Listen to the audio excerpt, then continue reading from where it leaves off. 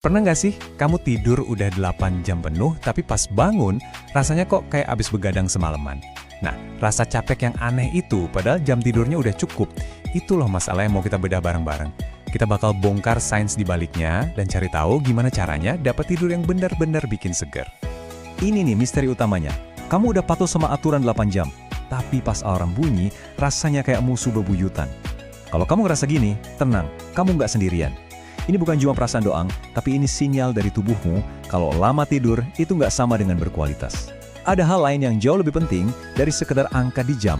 Oke, buat mecahin misteri ini, kita udah punya peta jalannya. Pertama, kita bakal bongkar mitos soal kuantitas lawan kualitas. Terus, kita kenalan sama jam biologis super canggih di dalam tubuh kita. Habis itu, kita identifikasi musuh utamanya, temuin sekutu terbaiknya, dan terakhir, kita lihat kenapa jalan pintas itu seringnya cuma ilusi. Oke, ayo kita mulai dari yang pertama. Kita tuh sering banget terobsesi sama angka, 7, 8, atau 9 jam. Padahal ya, tubuh kita itu nggak ngitung durasi, tapi ngukur kualitas. Yang kita butuhin itu tidur yang benar-benar dalam dan memulihkan, bukan sekedar lama. Coba deh lihat perbandingan ini. Di satu sisi ada 8 jam di kasur yang hasilnya cuma capek doang. Di sisi lain ada tidur berkualitas yang bikin kita bangun pagi itu seger, penuh energi. Nah, ini tujuannya bukan cuma rebahan, tapi benar-benar nge-charge baterai tubuh kita sampai penuh. Para ahli emang merekomendasikan 6-8 jam. Tapi, ada tapinya nih. Dan ini penting banget. Kalau kamu terbiasa tidur cuma 3-4 jam dan ngerasa biasa aja, itu bukan kekuatan super loh. Justru itu tanda bahaya.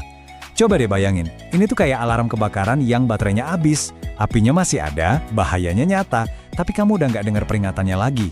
Bisa jadi, sistem rasa kantuk di tubuhmu itu udah rusak. Jadi, gimana caranya tubuh kita bisa tahu kapan harus tidur dan bangun tanpa perlu lihat jam? Jawabannya ada di jam utama yang udah terpasang di dalam otak kita. Yuk kita lihat lebih dekat gimana mesin waktu biologis ini bekerja.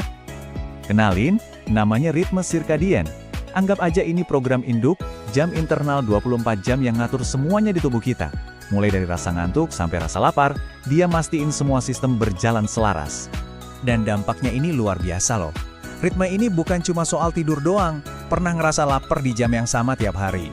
Itu kerjaan ritme sirkadian. Ngerasa lebih fokus di pagi hari dan lemes di sore hari? Itu juga ritme sirkadian yang lagi ngatur energi dan konsentrasi kamu. Jadi kebayangkan, kalau jam internal ini kacau, seluruh orkestra tubuh kita jadi berantakan. Kalau sistem ini begitu sempurna, terus apa dong yang bisa bikin kacau? Nah, di dunia modern ini, kita dikelilingin sama satu musuh besar yang sering banget kita undang sendiri masuk ke kamar tidur kita. Seharusnya begini nih, tarian biologi yang indah ini terjadi. Pas matahari terbenam, gelap itu jadi sinyal buat otak kita untuk mulai produksi melatonin, hormon yang tugasnya kayak pembawa pesan tidur. Pesan ini dikirim ke seluruh tubuh, ngasih tahu tiap sel, waktunya istirahat, waktunya perbaikan. Nah, ini dia nih biang keroknya. Otak kita itu kan didesain ribuan tahun lalu ya. Jadi dia itu nggak bisa bedain mana cahaya matahari, mana cahaya terang dari layar HP-mu, apalagi cahaya biru yang dipancarin itu. Jadi pas kamu lagi asik scrolling di kasur, otakmu malah dapat pesan yang salah total. Masih siang nih, jangan tidur dulu. Akibatnya, produksi hormon tidur, si melatonin itu langsung di-stop. Sinyal buat istirahat ya dibatalin gitu aja. Hasilnya, ya kamu guling-guling di kasur, susah tidur, pikiran kemana-mana. Sekalinya berhasil tidur pun, rasanya dangkal, gampang banget kebangun. Kamu mungkin jadi sering kebangun tengah malam.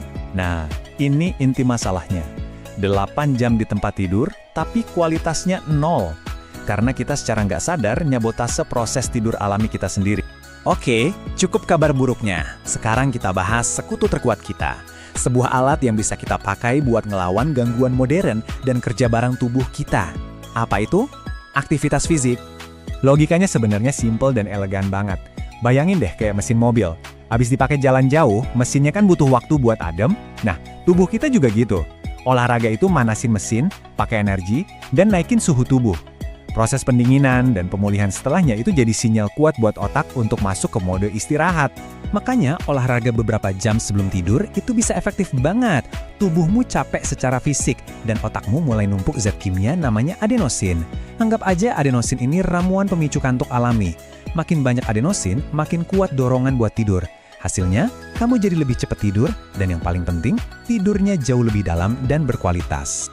Tapi, mungkin ada yang mikir, aku udah olahraga loh, tapi kok mata ini tetap aja melek ngeliatin langit-langit kamar? Ini masalah yang umum banget, dan jawabannya mungkin ada di detailnya. Nah, ini kuncinya. Biar efektif, olahragamu itu harus punya bobot yang cukup. Jalan santai 10 menit mungkin nggak cukup buat bikin tubuh minta istirahat. Tubuh itu perlu dikasih tantangan, biar dia benar-benar butuh pemulihan. Cukupnya itu gimana? Ya cukup sampai detak jantungmu naik, napas sedikit ngos-ngosan, tapi masih bisa ngobrol. Nah, itu titik efektifnya. Oke, sekarang situasinya gini. Lampu udah diredupin, olahraga juga udah. Tapi tidur nggak datang-datang juga. Banyak nih yang lari ke solusi instan.